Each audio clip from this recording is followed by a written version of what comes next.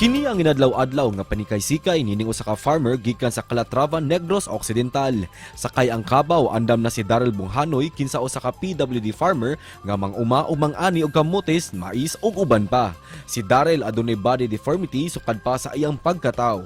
Apan bisan pa man niini, siya paday nakigkumbati sa kinabuhi aron makatabang sa iyang pamilya. Karong buntaga, panalaminan ta ang iyang makadasig nga istorya sa pagpaningkamot dinhilang sa GMA Regional TV Live. Sa spotlight karong buntaga mga kapuso atong ililahon kining makapabilib nga mag-uma taga Calatrava sa Negros Occidental. Makauban nato siya karong buntaga Daryl Bunghanoy. Mayong buntag, Sir Daryl, kumusta ka? Welcome sa GMA Regional TV Live. Sir, Sa may gikabisihan nimo karong panahon na. pagkuan sir, pagdaro sir. Mhm. Pagdaro, pagkuan sa mga kabaw. Oo. Ingon arong mga orasa, sir. Mga alas 8 buntag. Unsa may mata na ka, sayo na kaayos. Trabaho? Ano sir?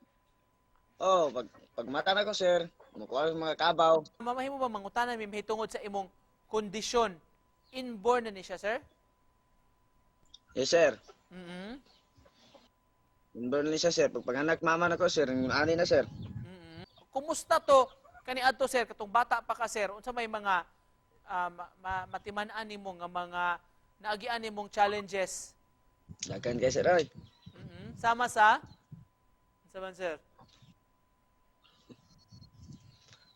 Baan sir? Unsa to, Dar? Pero wa gyud nimo ni maingon ka nga gihimong babag ang imong kondisyon, di ba, Dar, nga bisan pa man sa imong kondisyon padayon gihapon sa paningkamot, pagtrabaho diha sa bukid. Kinsa may nag-impluwensya, nagtudlo nimo sa mga trabahoon diha o kinsa may imong kaabag diha, Daryl? Papa na ko sir. Mhm. Papa gani, dili gyud tagpobrahon niya. Mubra ko kay para lang gyud makatabang ba. Unsay para nimo, Dar, maingon kang kanang pinakalisod sa imong adlaw-adlaw nga gibuhat labi na tungod sa imong kondisyon? Ang paglakad gyud sir, lisod kayo. Pero Oo. sa lisod, nakaya sir kay para lang makatabang sa mga ginikanan ako sir. Sa may inspirasyon nimo adlaw-adlaw sa imong pagbangon? Makatulong sa mga magulang ko sir. Mhm. Tungod sir nga dili ko katanaw sa kong amahan ba nga maoray masigig buhi na mo na nga mning kamot ko nga makatabang pud niya. Mhm. Kumusta ang pagpananom karon, sir? Kumusta ang abot? Kumusta ang mga materyales? Wala ba ning mahal? Barato kay mong pananom de sir. Mhm. Ngano man, sir? Usahay pod among pananom di po pangunod kay tungod pod sa panahon ba kuan sa init. Madaot among pananom dili ka kuan kayo. Mhm. O nga usahay ug walay harvest wala gikita sir. Sir, kaning imong sa imong kakugi, imong adlaw-adlaw nga pagpaningkamot, sir, badaghan ang bibilib sa imong istorya kung doon na kay mahatag nga advice sa uban, sir. May tungod ani unsa man. Ning kamot lag may sir kay ako gani nga anay gani nga may kapansanan nguha gi kong ning kamot nga katabang sa kong mga pamilya sila pagka nga kompleto nga kaya kay nila. Mhm.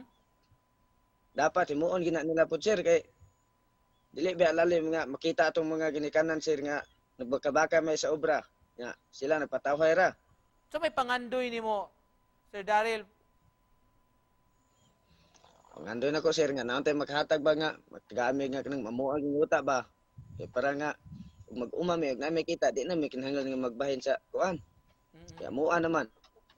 Aron lang nga agi lag panapos ani atong interview karong buntaga ba. Unsa may imong message sa mga nagtan-aw nato karon, sa mga kapuso? Naon tay ba nga makatabang na mo makakuan na may mga panginabuhian na mo ngayon sakto nga di na ko mayawag obra sir. Mhm.